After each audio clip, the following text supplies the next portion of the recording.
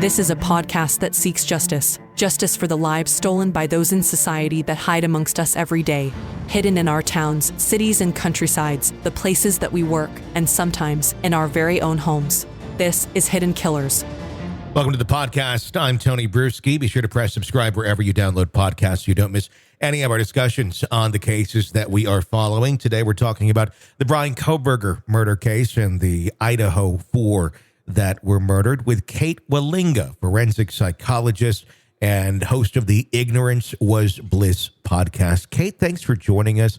There's been a lot that has been coming out over the last couple of days, specifically about the killings in Idaho, and specifically about the order in which the victims were stabbed. Kohberger allegedly killing Madison and Kaylee first, after that killing Ethan, and finally Zaina. From the viewpoint of his mindset and psyche, is there any importance into the chronological order of these killings? I'm not familiar enough with how frequently Ethan stayed there to know whether that was an expected thing, but most violent crimes, you take out your perceived either quietest, easiest victims, and I sure hate those words, but that's how they think, or you take out the biggest threat. And if it's in the middle of the night and you think they're all asleep, then go for the quiet ones first. And so it kind of makes sense to me that I found a couple of girls, they're smaller than him, doesn't strike as a huge threat. The biggest threat turned out to be, the girl that fought back. And people make a big deal out of, these two remaining roommates that were left downstairs. And I have to wonder, how badly did it shake him up that his script got destroyed? Do you think his script was to kill everyone in the house, including the ones downstairs? I've no idea. Why not? That seems like a logical thing to do. Why, if he wanted to play a horror movie type role, then the answer is to just go in and silently kill one person and leave. That's not what he did. And so it's not fundamentally logical to do something like this, to enact this level of rage and violence and not at least do a check. And instead he just left. And I have to wonder, that feels as though a part of him was shaken. Something that I think a lot of people don't understand is that, I'm not questioning who the victim is here. Don't get me wrong on that. But killing another person, especially in hand-to-hand violence, is hard and traumatizing all by itself to the perpetrator. It creates sounds and smells and fears and atavistic reactions that you can't really prepare for, and it can stay with you. And I think there's a fair number of perpetrators across the world who believed they could just cold-bloodedly go through and do the thing, whatever the thing was going to be, and then wander off, no problem. And instead, things like adrenaline kick in, and adrenaline interferes with your ability to think clearly. And you panic. You reach a point where you're like, I got to get out. I got to get out while I'm still ahead. Because I've lost the thread here. I'm no longer fully confident that I am in charge of what's going on in this building. It's almost like they believe they have this, they're going into this superpower feeling, and then it slowly gets drained every time they take one of them out. And after you go through 4, do you think in him it was almost, the confidence was gone? It was too much? I don't know if slowly is the way I would think about it, because if everything went exactly according to plan in any, like, I'm trying to think of, like, say an art project that you want to do, sculpture, and you're doing it and it's going pretty well, and you get 90% of the way there and you discover a crack in the foundation. And some people will figure out, shore that up and fix it and make it better. And other people will get frustrated and angry and throw it on the floor. Yeah. And so that's not a slow loss of focus or empowerment for the project.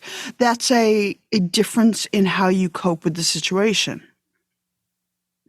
I not having been there, I don't know if the suspect had time to regroup for 5 minutes. Yeah.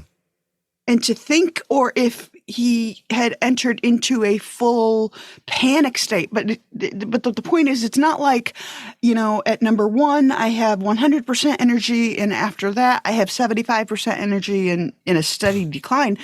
It's possible to run on full adrenaline, full out, getting it done, but then something goes wrong, and you don't have the mindset or capacity or rationality or just intelligence to think on the fly. Is it traumatizing for every perpetrator who does these sort of things, or are there some where it means no more than pouring a cup of coffee?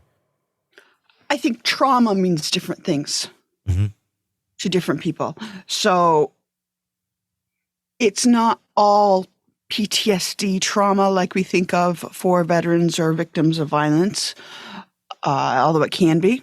It can look just like that. It can have the intrusive memories and nightmares and sudden phobias and fears and difficulty in crowds or difficulty being alone. Like, there's a lot of markers that can make it clinically appear almost the same. And that's one of the reasons why we ask people, what brings you here? Like, what was the starting point of this? Because it matters, sure, of course.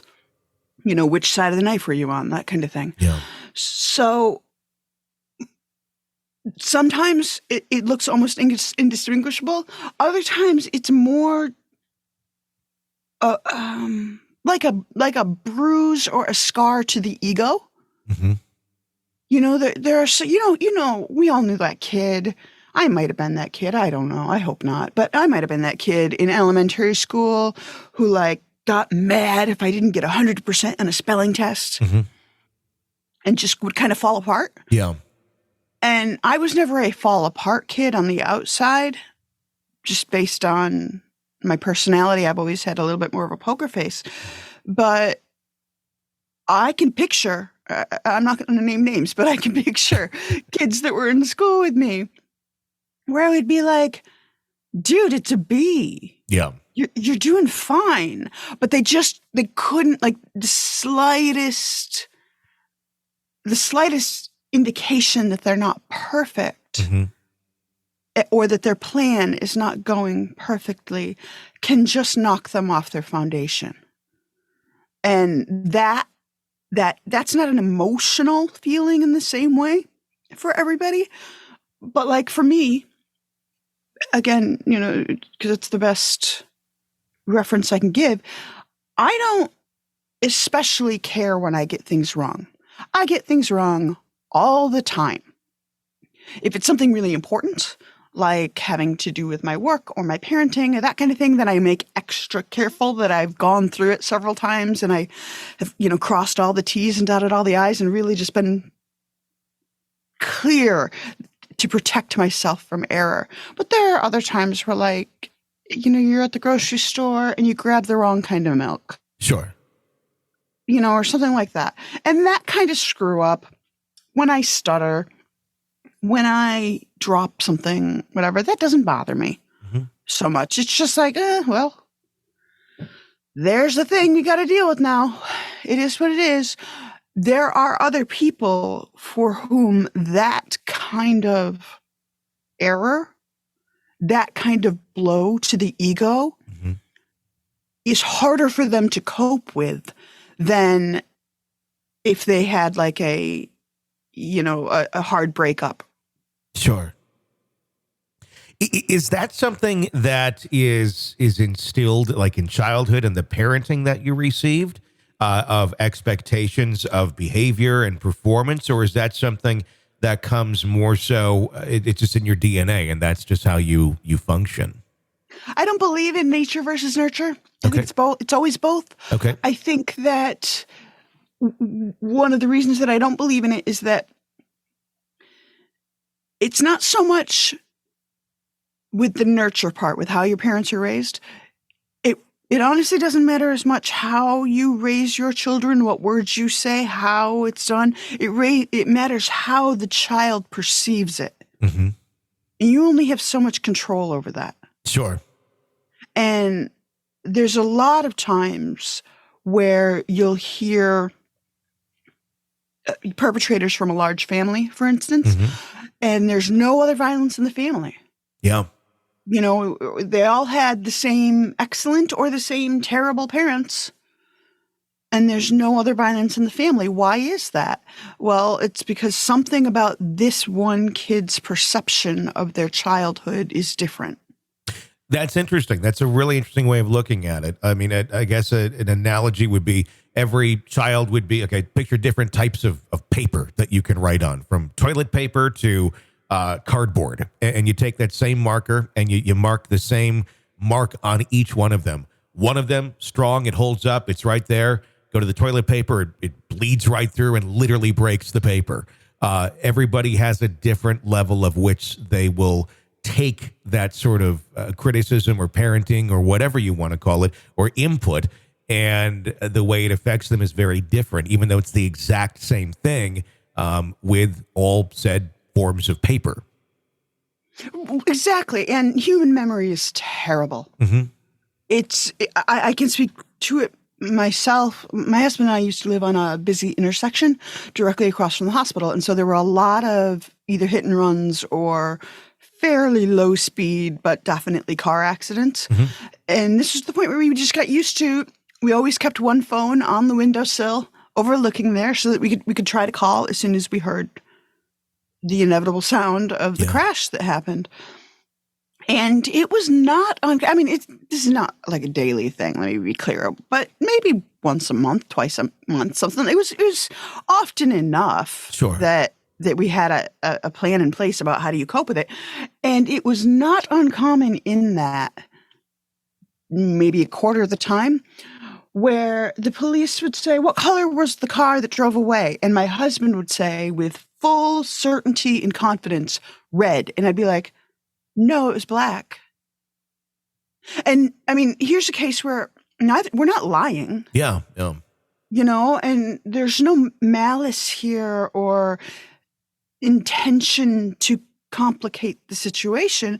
It's just that maybe one of us saw the headlight or the tail lights rather, and the other saw a shadow over something, or or that kind of like memory is squishy, and then as soon as it's encoded, now it's really, really hard to change. Sure. And so, like, I know that I have two younger sisters, and I know that they have very, very different perspectives of our parents than I do. And the answer is we don't talk about that. Sure. Because it doesn't help. It doesn't. Yes. It doesn't. I don't want to damage their relationship with my father died in 2019, but my mother is still alive, and I don't want to damage their relationship with her. But I don't want to feel pressed into returning into a relationship with someone that I have decided I can't healthily engage with. Sure. Right. And so it's that feeling, that core feeling of like, I have a sense of who this person is and how they think about me. We can all have been exposed. We were all exposed to the same people, but we walked away with very, very different memories. Sure. Kate Wallinga, forensic psychologist and host of the Ignorance Was Bliss podcast. Thank you so much for joining us and giving us your insights today on the subject of Bryan Kohberger and the Idaho murders. Be sure to press subscribe wherever you download podcasts so you don't miss any of our episodes. You can get a commercial-free experience through Apple Podcasts right now. Even try that for 3 days free. You can follow me on Twitter for more on this case and others. I'm at Tony B Pod on Twitter. I'm Tony Bruschi. For all of us here, thanks for listening.